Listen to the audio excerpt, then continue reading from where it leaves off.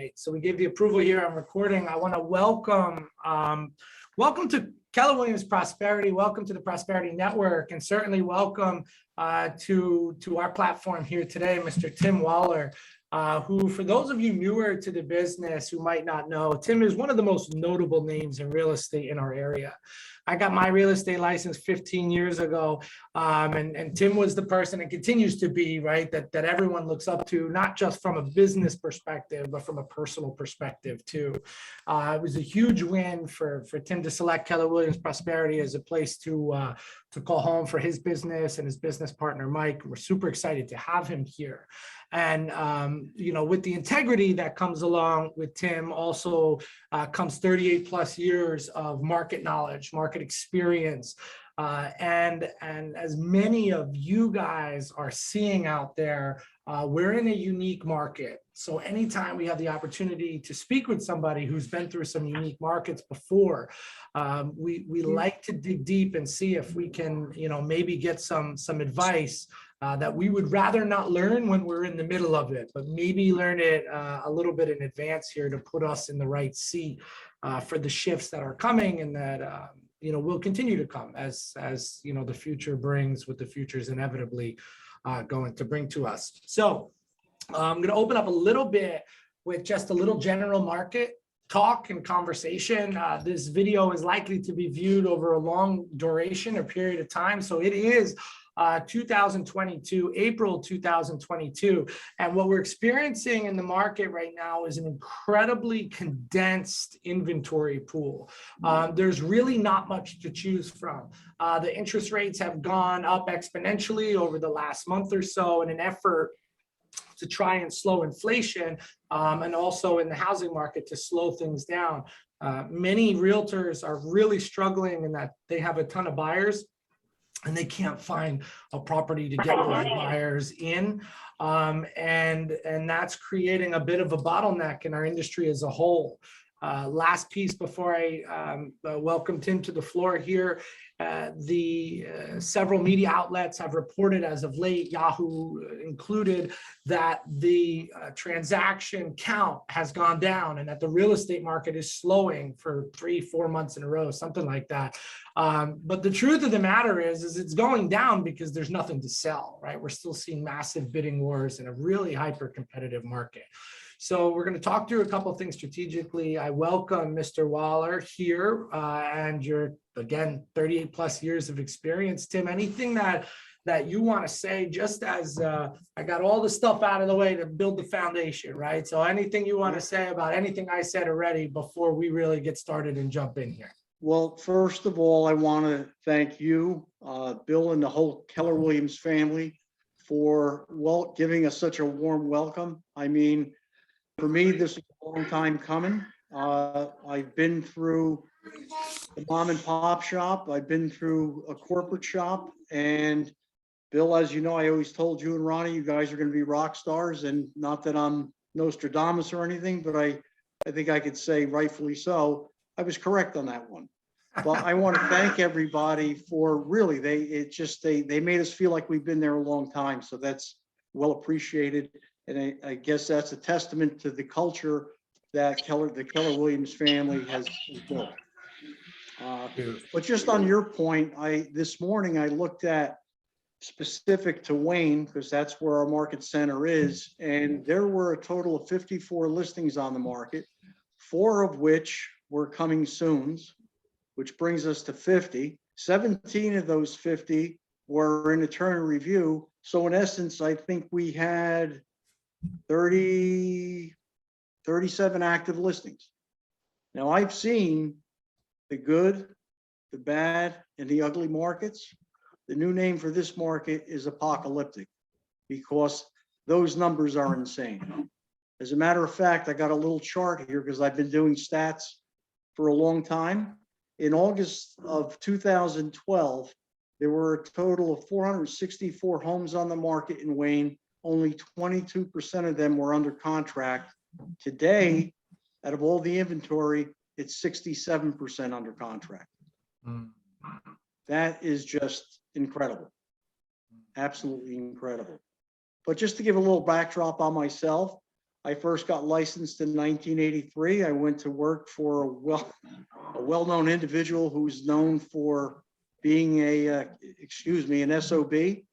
And that's where I first learned the business. And he drilled into my head, if you learn finance and you learn to work with numbers, you'll be amazed at what you can accomplish. So I stayed there till 1985. I got a little burnt out because of the way I was treated. And I ventured off into the title company, Patriots Title. I ended up where they shifted me all the way down to Florida, which things are worked much differently there. I came back in 1987 after our company had a hostile takeover. I had a company condo, a 944 Porsche, and in one day, everything was gone. So I ended up renting an apartment in Clifton.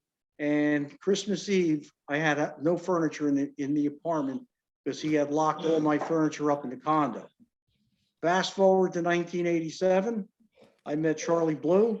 He gave me an opportunity. He put me on a $500 a week draw, which is unheard of back then. And there was not a for sale by owner that didn't know me from Rutherford all the way up to Hamburg. And in 1 year, I was able to pay off all my debt and put a down payment on my first house, which was 1988.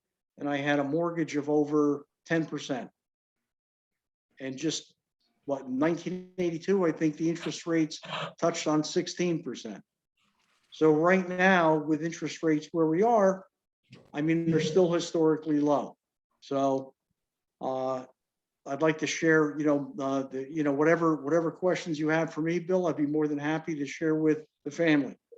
Yeah, no, appreciate it. And thank you, for a little more on the background there. Needless to say, you said you've seen the good, the bad, the ugly. We're seeing a little apocalyptic now. Is it safe to say that you have not ever seen a market? So usually we think of a bad market as there are a ton of homes to sell. Nobody wants to buy them, right? That's a down market.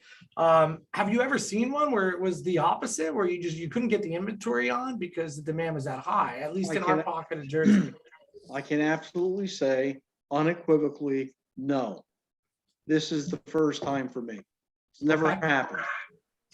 All right. So I think what's also great about real estate is that we can take lessons from other experiences that we've had and then apply them to the current situation and the situation that we're in. So, I think that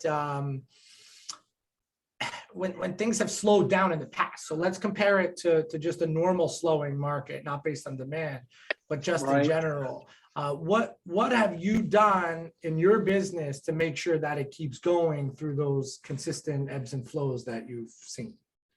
Well, first and foremost, I would always go back to the basics, right? Lead generation. I would canvas more. That's both through on the phone and foot canvas. I would highly go after for sale by owners. I would go after the expireds. I would crave knowledge, but knowledge is only powerful when it's put into action. So I taught myself the art of the property tax appeal process, which has generated for me a lot of business by knowing that. I became a student of finance because I realized the more effective I could communicate to a buyer, despite what the interest rates were, whether they were high or low, if I can communicate that message and show them that, hey, you know what, ownership is still affordable and here's how it is. Here's how you can do that. I found, I think it was in the late 80s when the market first started to correct.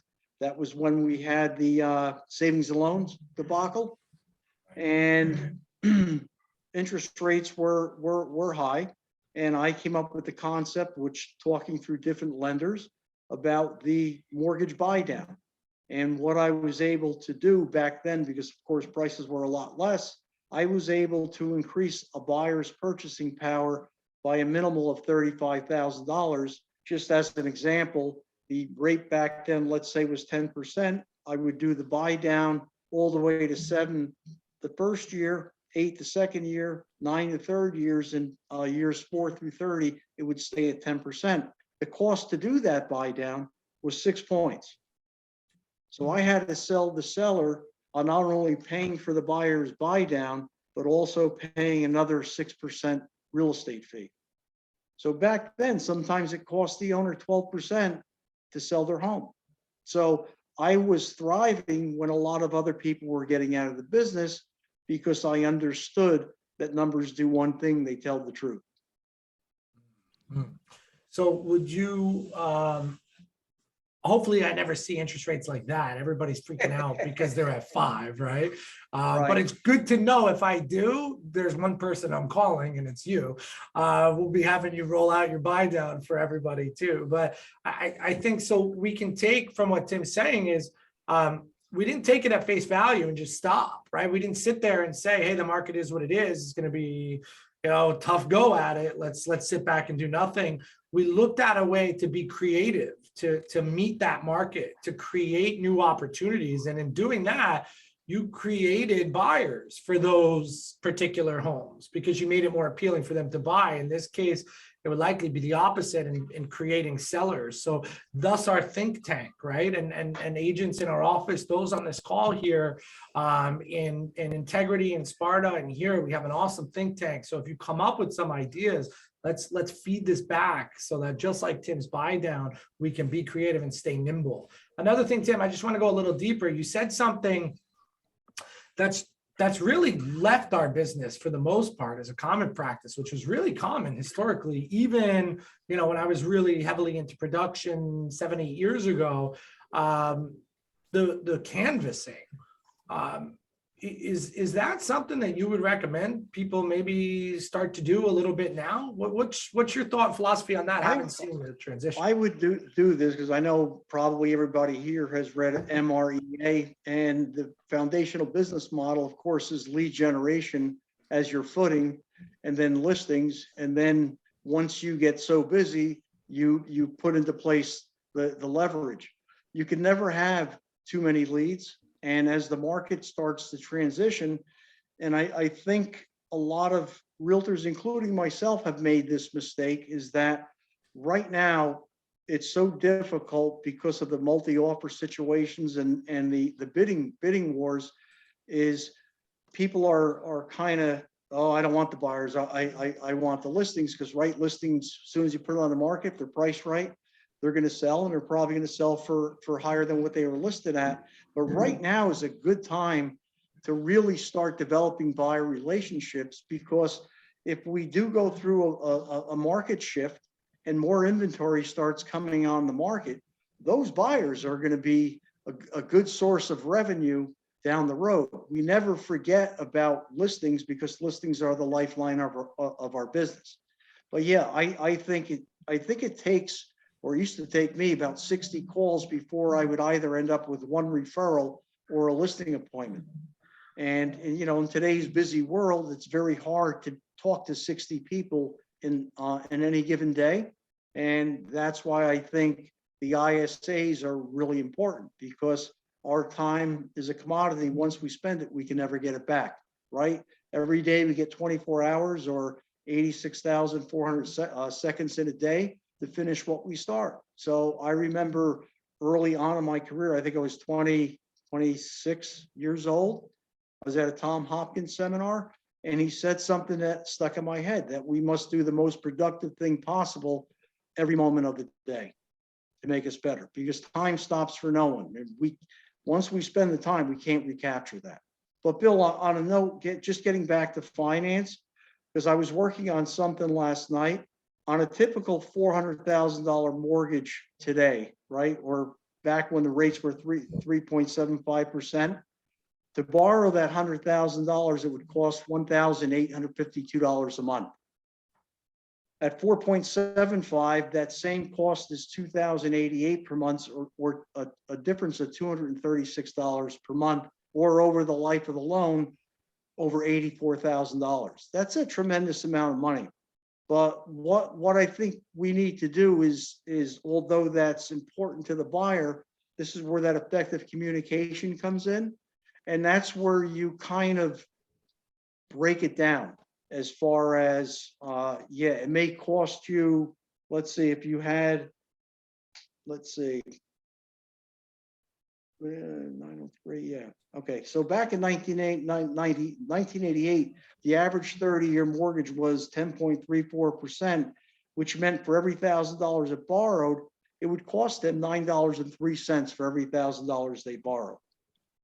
Compare that to the rates today of 4.75%, which is only $5.22 per thousand to borrow, or $522 per month. That's a difference of $381 per month for every $100,000 borrowed. So the more people borrow, they don't realize what an impact that is. So what I would do back then is I would say, okay, it's going to cost you XYZ more a month. And yes, this much more. I'd break it down per day. I'd break it down to the smallest factor, because when you broke it down to the smallest factor, it's like, hey, drink one less cup of coffee a day, and the American dream can still be affordable to you. And that's what I'm talking about as far as knowing numbers and effectively being able to communicate that not only to the seller, but to the buyer. When I'm dealing with the seller, I refer to that as medicine of financial pain. When I'm talking to the buyer, I refer to as medicine of financial security going forward. And I've had great success with being able to communicate that not only to the sellers, but as well to the buyers.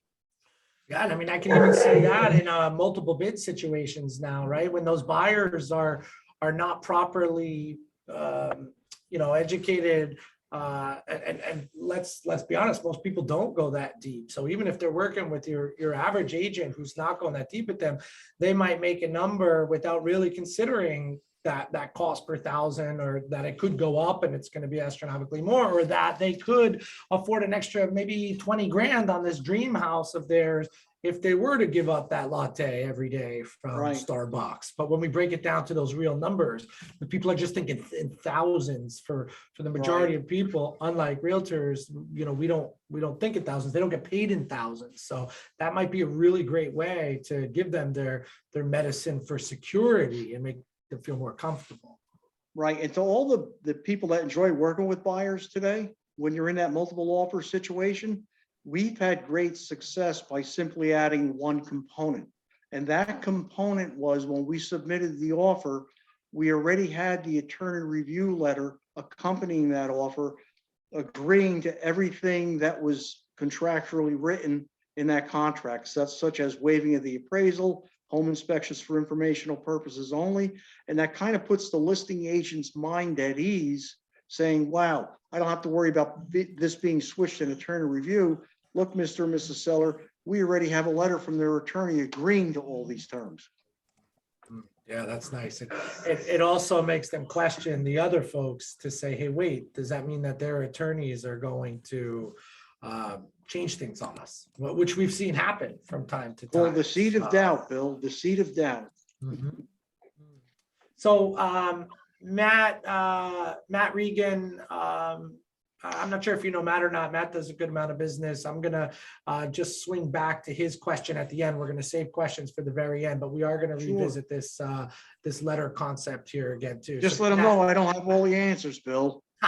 Matt, thank you for putting that question there. If anybody comes up with questions, feel free to put them in at the end here. We're going to go back and we're going to address some of these questions. So Tim, great info there. And thank you. That's an awesome tip on just, again, putting another little feather in the hat there of the buyer's agent who's fully equipped and toolbox to move forward in any of these multiple bid situations. I want to switch gears a little bit and talk more about the agent themselves, right? And we talk about this being a tough market. What we know is there's going to be a busy market that's going to come, whether it's, I don't know when, but before it gets bad in the other direction, we have to have a period of inventory coming on.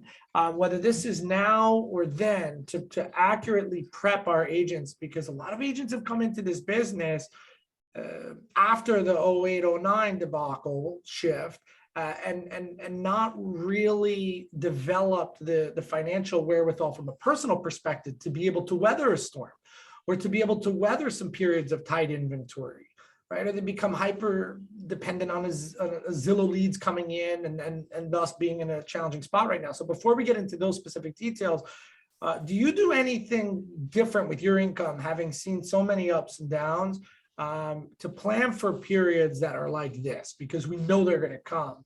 Is there any, process, philosophy that you use or advice that you can give the agents on this call to say, hey, when things are good, I do this, so that when things are maybe not so good, I can do this? Yeah, well, I guess life is probably the most expensive college tuition you'll ever pay, right? We learn through trial and error. So what I do now is I take from each closing and I put it into an emergency expense fund. So God forbid there is uncertain circumstances such as health reasons, or for whatever reason, you got a dry spell in business. I like to have at least a year's worth of expenses, all my expenses. So I know I have a cushion there. So I try to discipline myself to take money from each closing and put it into a separate account. Also, what I'll do is I'll evaluate what my spend is, and then I closely monitor, am I getting a return on investment on that spend? If not, I'm going to cut it out and maybe reallocate it and spend more on something that is working. But I will tell you that providing excellent service is the best advertisement. Word of mouth is the best advertisement. It costs absolutely nothing. But I always will hold my expenses accountable. And I'll always continue with lead generation no matter what, because again, that's the foundation that our businesses are built upon. So let's go a little deeper on each one of those. A lot of good stuff there. I feel like I'm talking to Gary Keller. The red light, green light game he plays with his expenses, right? A lot of agents, normal agent mentality is to just spend on a whole bunch of things. Hey, this is a great idea. This is a great idea. And if your business goes up and you tried 15 different things, you don't know which one, unless you're tracking them, is responsible for that. So being very aware and then knowing what to pull back from in a moment like this, because certain things may have been getting you more buyers, which right now might not be the direction you want to go in, as opposed to the opposite. Right. Your emergency fund, which is something I preached about for a long time. I had my personal financial coach on here probably about a year ago, who said, especially in a business like ours, it's so important. I'm sure you take your whole emergency fund and put it all in Bitcoin, right? You leverage the heck out of it. I wish I did, but I didn't. But no, you make it work for you. Absolutely. Yeah. Because my boys are both in private equity. They gave me a few companies that pay dividends. So during that phase, it's all about leverage, right? The guys on Wall Street, when they buy these multi-million-dollar homes, they're doing no interest loans on their properties, because they get that big bonus at the end of the year. And if they want to pay down the principal, they can. And that's the way that they operate. But yeah, so you take the money rather than just having it sit in a bank where you're getting 1.5%. You invest it in companies that are paying quarterly dividends. Which is nice. Yeah. And I'm sure, just to go a step further, because I want to make sure the agents know. So there's two philosophies here. One is just keep it in cash, so you always have that, safe and secure. In a period of hyperinflation, there are people who will argue that, because technically by having cash from last year to this year, you lost 8.5% on that money, right? I mean, you can look at that from a couple different directions. But at the same time, the reason I use Bitcoin with a big smile is that's hyper risky. That is not something you want to do with your emergency fund. What Tim is saying is strong, stable companies that have a long history of paying dividends for growth and stuff like that, because you need to make sure, if you are going to invest, that safety account, that security account, which I don't personally. I'll take the loss on it. But if you are, to make sure it's somewhere that's stable, because when the market, we noticed in 2009, when it went down, everything went down. So, you want to make sure that you're not in something hyper risky, because then you can lose your security fund too. But just priceless advice. And then that gives you, Tim, the fuel to outlast your competitors, right? In some of those shifting markets, Like, what did you see happen in the market? I mean, I saw a lot of people went to work for shoe companies. right, right. A lot Yeah. of, look, I think in a shifting market, or maybe a market that has normal conditions, is where the professionals really shine. I think in the market that we're in now, order takers, yeah, they can make a living, but as the market starts to correct and maybe gets a little more normal, or even starts on a slight descend, that's where the real professional shines. That's where you see a big difference between the order taker and the professional, right? I always use the line, the difference between those who produce and those who do not. The producers never make excuses. The non-producers can't stop using them. Every time we point a finger, we get three coming back at ourselves. So we have to be accountable to our own business. Self-awareness, self-discipline. Yeah. Yeah, all of those factors in longevity. Look, Bill, in any market, we're always going to have those who need to buy and those who need to sell. That's why lead generation will always equal more business. So making sure that we got our resources pointed at lead gen and those other things that you mentioned earlier, Correct. really important. Would you say that you've seen any mistakes? Like what would you say is the biggest mistake that you're seeing agents making in healthy markets to not prepare for times that are a little more challenging? Simply put, most of us think the good times will never end. Can't be more simplistic than that. We get lulled into this belief that things are always going to be good, and we never really plan for that correction. That's when you got to go back and you got to start calling all your old clients, your friends, your family. You got to talk real estate 24/7. And because we get lulled into that, we get used, we put a listing on the market, we got 10 offers on it. Well, these markets, we never see the high and low. They both come like a thief in the night. And I remember a lot of times, and I think I was talking about this with Pat this morning, is that all of a sudden it's like you hit a brick wall and you say to yourself, what happened?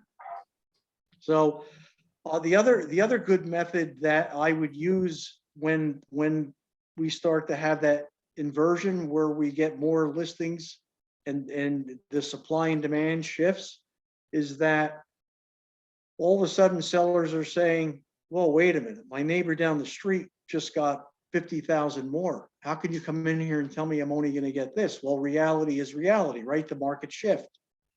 So it takes a while for sellers to fall in line saying, all right, it is what it is. This is what my house is worth today.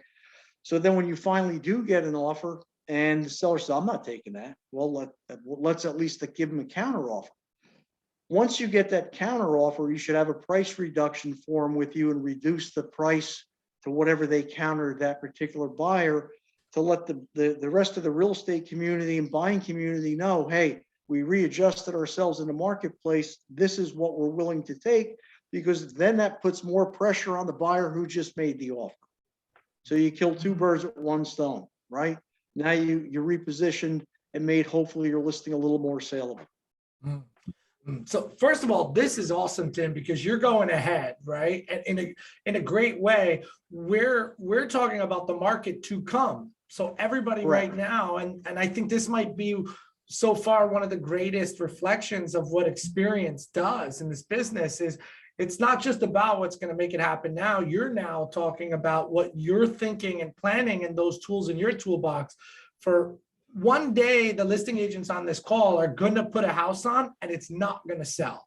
And if they put 8 houses on that week and none of them sold, it's going to be really hard to rewind if they've set the expectations to that, right?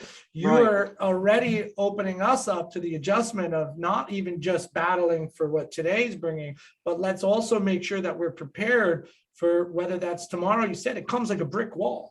So whether it's tomorrow, next week, next month, what's your strategy when you put some of these houses on and they don't sell? And I love that. So we're still keeping the pressure on the buyer. So you're taking a market that's softening, and then you're also keeping pressure on a buyer with the counter. So when you give them the counter, you're also adjusting the price mid-negotiation to keep that pressure on them, so that we're not giving up our hand of leverage, even in the market that's softening. So that's gold. I love that. Great advice. Again, Bill, too, when that does happen, and hopefully that will happen later than sooner, but that's when listing agents a lot of times perfect what I call the Houdini. They do a disappearing act. I was wondering where you go with that. Of course, the sellers all of a sudden get hostile, and you don't really have an answer for them. And that's why that market knowledge and staying abreast of what's going on in the market is so important, because in a downward market, you have to price homes under the pricing curve. Just like now we have a trajectory going up. Well, in a downtrend, what happens is you have someone price their house here when it's really valued down here. And when they do a correction, the market's sunk even lower. The key is price it under the curve. Can't get your ball rolling downhill from behind, right? Correct. Yeah. I like that. Yeah, a little Schweppy stuff. Yeah. So let's get to just advice for agents. So I want to say, if an agent is newer, so let's not talk about an agent with experience. A lot of people have jumped into this business. A lot of really talented people have come in this business in the last year or two. So I'll still consider them somewhat newer. Any advice for them, the people looking to build a strong business in this current environment of low inventory? How would you, bundle all your experience and give it to them? Yeah. I would go to the locker room and put my equipment on, because real estate has always been a contact sport, right? So it's a business of numbers. It's a game of numbers. The more you call, the more people that you talk to, you're increasing your chances of getting a good referral, a listing appointment, or even a good buyer. And again, it's all about, and I would say, don't make the mistakes that I made for so many years. I nicknamed myself and Mike, my business partner. Yeah, I call him Young Mike. I got to stop doing that. But Mike, my business partner, I always tell him that you gotta look at life from a positive standpoint, right? In every negative situation, if we dig deep enough, we'll extrapolate a positive. And we learn from that, or at least we hope that we learn from that. So as far as new agents go, I would say first and foremost is that lead generation, setting up your database, because if you have your database and you nurture that database, that's the foundation that's going to allow your business to grow, get more listings, and then allow you to have leverage. And in that case, leverage would be a good thing. And always believe that if you think you can, you will. I forget who the quote was from. It says, whether you think you can or you can't, you're right. Right. So that's it. And it starts up here. So in any business without clients, we have no business. Restaurants, right? They don't have any patrons coming in, their food goes stale, and they have no business. And lead generation, again, that's why it's important. Most people are fearful of failing. Well, guess what? You'll never be successful unless you embrace those small failures. Unfortunately, failures are a part of growth, right? And you heard the saying, the only thing is to fear is fear itself. That's pretty much it. So you always have to have a positive attitude. And the other thing, tap into all those professionals around you who have succeeded at the business, and ask a lot of questions. Never, ever stop learning. Look, I'm now the grandpa of real estate. I can still learn from a new agent as much as they can maybe learn from me.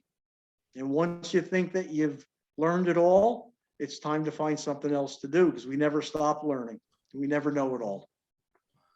That's awesome insight for the newer agents. Just to kind of double down on something you said. I remember when I was just into the business, I was 22, 23, and I was in a seminar, and a gentleman came out on a wheelchair who's since passed, super inspiring guy. And he asked everybody in the room, we were all realtors at the time, what business are you in? What do you actually do, right? What do you need to do? And nobody got it. They were like, we sell houses, we do this, we do that. And essentially his point was, no, that's the service you provide. But the business you're in is lead generation. You're in a lead generation business because you can know everything about, and I see a lot of agents come into the business and they want to learn it all before they do it. And the truth is you'll never learn it all, like you said. And without the leads, it doesn't matter if you know everything. Every office has the person in it who knows so much, but does no business. Right. And on the flip side, every office, except ours, has the person in it who really doesn't know all that much, and they do a ton of business because they generate a ton of leads, whether that's by accident, right, or on purpose. So that lead gen and making sure that that is our actual business, because without the client, you said it, you got no patrons in your restaurant, nobody serve the food to. You're in trouble. I call it AGA. I'm sorry. ABA, activity breeds activity. Yep, right? Motion, you get a good listing, you do a good open house, there's a chance you're going to get several buyers or another listing from that. So listings, again, are the lifeline of the business. And if you list, you last. You list, you last. I like that one. So we got a couple minutes left here before I open it to questions. I hope you guys come up with some questions. I know Matt Regan had thrown one in before for us, which we'll revisit. So my next question, Tim, is would you apply that same advice to people who have been in the business a longer time, that maybe they came in 08, 09, haven't seen a real down market, but got some real momentum going in the business, so they're not new per se. And then, of course, people who have been in a little longer, would you go back to those basics, just like you said before for the newer agents? Is there anything else you would add? Or I try to go back to basics at least once a year, because again, you got to remember what got you to where you are today, and that was the basics. That was the cold calling, the foot canvassing, chasing the for sale by owners, the expireds. Right now, for sale by owners, they're saying, I don't need you. I can just put my house on the market and it's going to sell. There's going to come a time when it's not going to be that easy. And then they're going to need the true professional to come in and show them why it's actually costing them more money to sell it on their own than it would be to list with the professional from KW Prosperity. I'm gonna add something to something you said much earlier. I kind of took a mental note of it, and one of the pieces of advice you got was to never stop learning. And I'm gonna double down on that and say never stop learning the same things either. So studies show you got to hear something 8 or 9 times before it really becomes part of you. How many times have you sat in a room and listened to something before it was finally like, aha, now I'm going to do it?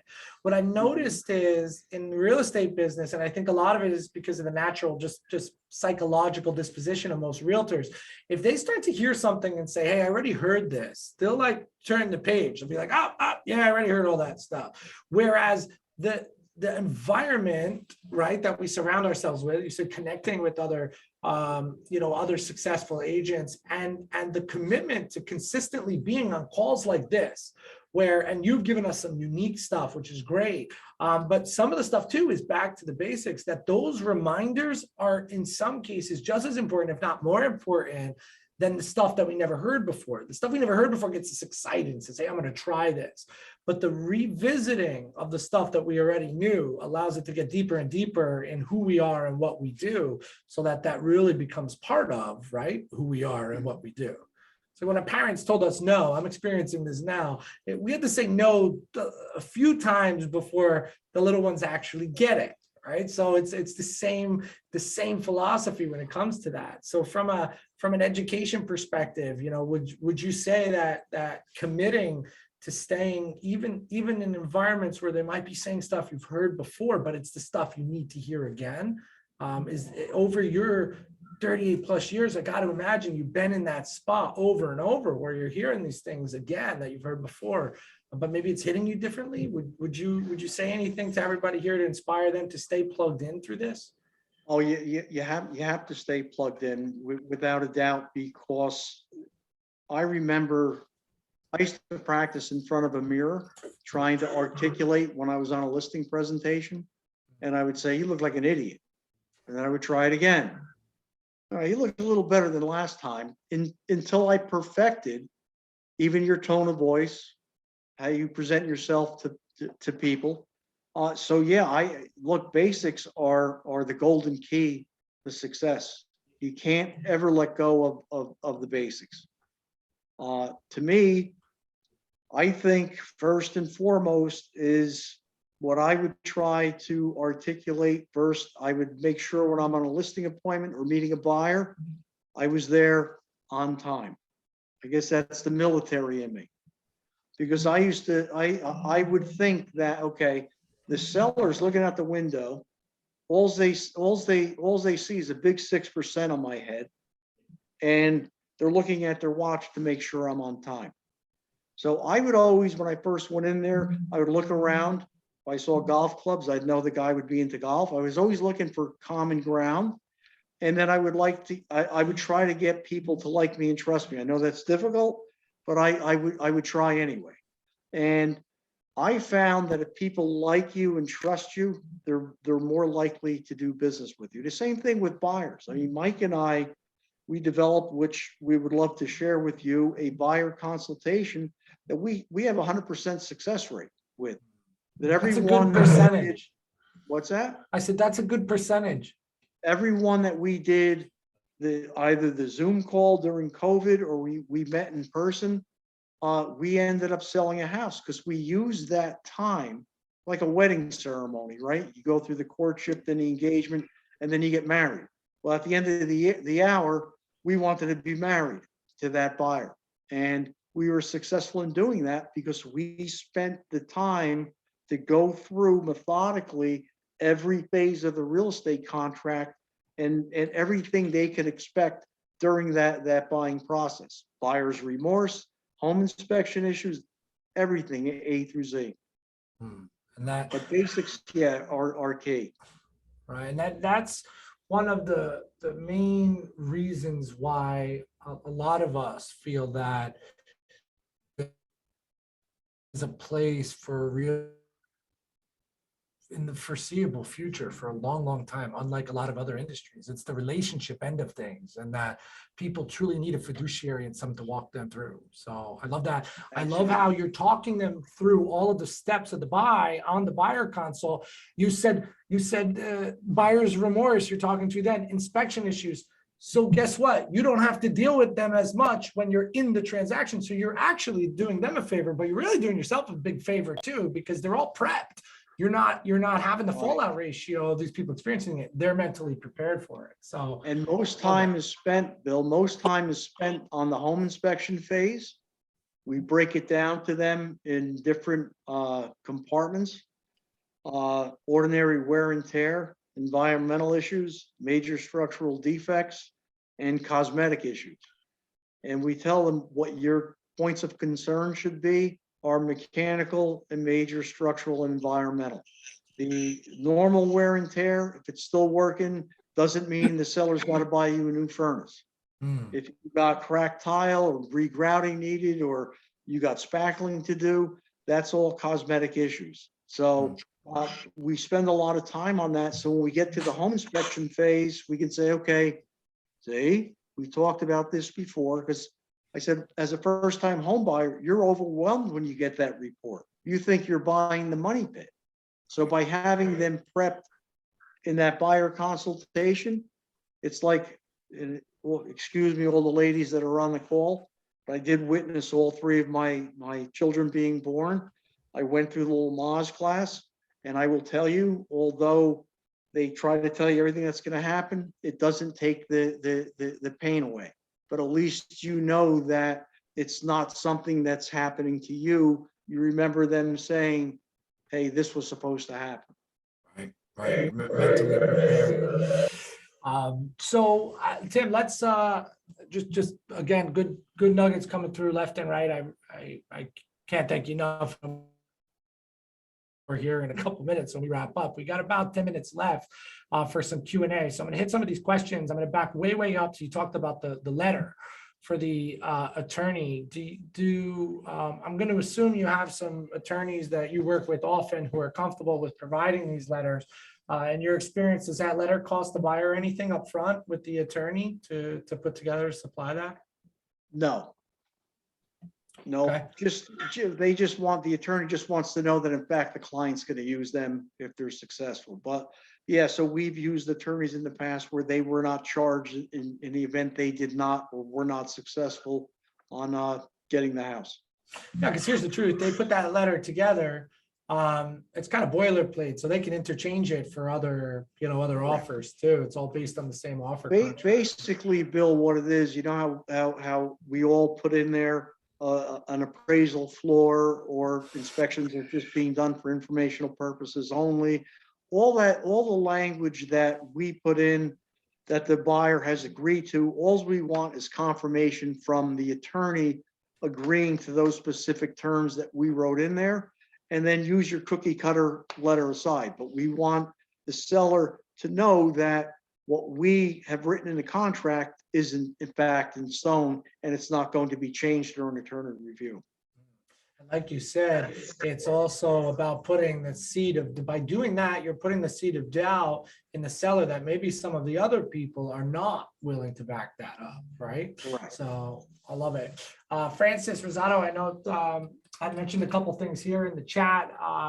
When we were talking about, agents getting a little careless with their business and their lead gen. So it's like lenders who were busy with the refis, right? In the business, they really didn't need the realtors for a while. Now they're back, right? Looking for us again because those refis dried up real quick when interest rates went through the roof. So same thing for sale by owners, and you had mentioned that. So that is something that it's important for us not to give up on those lead sources and things like that, as time goes on. And again, great reflection of Zillow business. A lot of agents built their whole, in the last 2 years, you can make a couple $100,000 a year in this business simply by buying Zillow leads. It's like you buy the Zillow lead and then you go and you sell them a house. And everybody's like, oh, this business is super simple. Well, it's that changed real quick when you're now paying for all the Zillow leads, but you can't get any of these buyers a house because there's no houses there. So making sure that we're in a position to be nimble and never give up on those basics are really important. Francis had asked how much time is spent on your initial buyer's consultation. What do you guys spend in there? It's about an hour, but it's real precise. It's a PowerPoint presentation, and sometimes it may go a little over depending on the interaction with the buyer, but usually it can be concluded within an hour. Okay, so quick and simple. Do you do that by Zoom? We do it by Zoom or in person. Yep. Okay. I've noticed with our buyer consults that's one of the things that the pandemic brought in is our ability to not have to try to get them into the office. Everybody's comfortable with Zoom now, so lets us be hyper effective with that. Right. Let me back up a little bit too. So guys, any questions, make sure you throw them in the chat box for us too. Oh, real quick, Bill. Yes. When the market does start to shift, if and when that comes and there's a lot more expireds, I suggest when agents make the call, if you simply call the owner and say, hi, this is Tim Waller with KW Prosperity. I'm calling because I see your home was removed from the market, and I specialize in homes that other people couldn't sell. I specialize in selling homes that other people couldn't sell. Love it. It's worked very, very, very favorably in the past. I hope you guys are all writing that stuff down. Part of the reason we're having this, because this is a unique shift in the market where it's tight.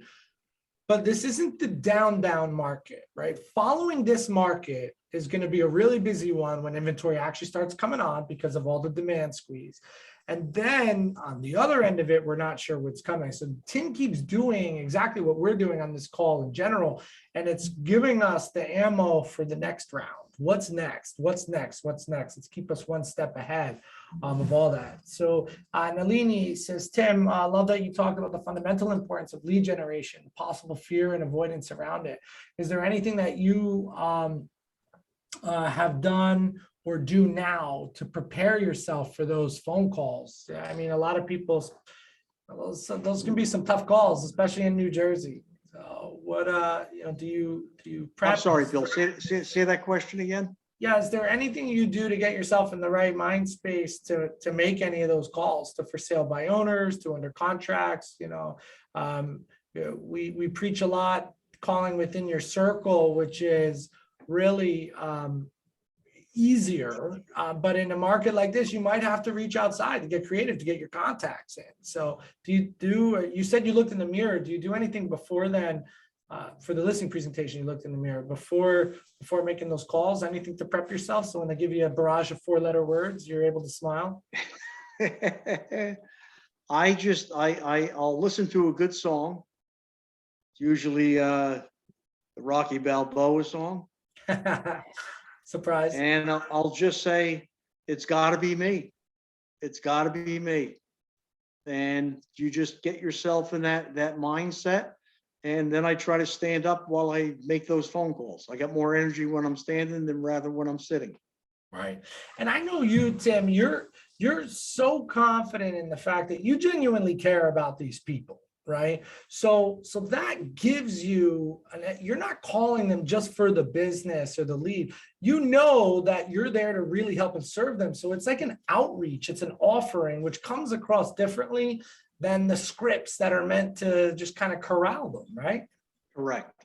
Yep. I mean, I even have a for sale by owner presentation, but one day when we have more time, I'll tell you how I show the for sale by owner it's going to cost them 7% when I'm only going to do it for 6%. So in essence, I'm working for free. Love it. Love it. Get that pain point. Touch it. So I got a few other comments here. Pat Lowe, so happy you're finally with us. Betty I am too. Yeah, such a great conversation. Thank you, Matt Billheimer. Thank you, Tim, for all the amazing information. Guys, I asked that you guys throw in some comments. Welcome Tim here to us. Thank him for his time here today. Had a really nice turnout. And this will get viewed a ton moving forward. And Tim, I'm going to give you the opportunity just to give us some parting words as everybody gives their thank you here. I want to say thank you. Thank you for your time. Thank you for who you are. Thank you for your service to our country. And thank you for your trust in us in this next chapter of your business to create that win-win where we both help each other get to where we want to be. So any parting words for us as everybody gives their gratitude here on the bottom corner? Well, I want to thank everybody for even taking part in this. I'm a firm believer that, again, knowledge is power, but more so when it's put into action. I want to again emphasize how happy Mike and I are that we took the leap of faith. I think going forward, there's going to be many, many good things on the horizon. It's typically my nature. I like helping people. So if anybody has any questions, I could share any good ideas. That's what I'm all about. I've always been that way. On the back of my business cards, I have always working to exceed your expectations. And we truly try to adhere to that because, again, word of mouth is my best advertisement and it costs me absolutely nothing. So in closing, Bill, I want to thank you for this opportunity. I'm honored to be here. I mean, look, I can learn so much from everybody that's here. I know Frances a long time. I mean, she's top notch. I always looked up to her when she was at the other company. I look up to her now. She's always been the ultimate professional. Pat Lowe, I've worked with Pat many, many years. I love Pat. I think she's great. And it just warms my heart to see everybody doing what they're doing. And it warms my heart to say I was right about Bill and Ron. They are rock stars. So I thank everybody for, again, the opportunity to be here. And I thank my business partner, Mike Zangrilli, because he's like a ball of energy. I'm grateful to all that he's done for me. He's helped me along the way. I think I've helped him along the way. And again, let's all move forward together. And mountains were created to climb.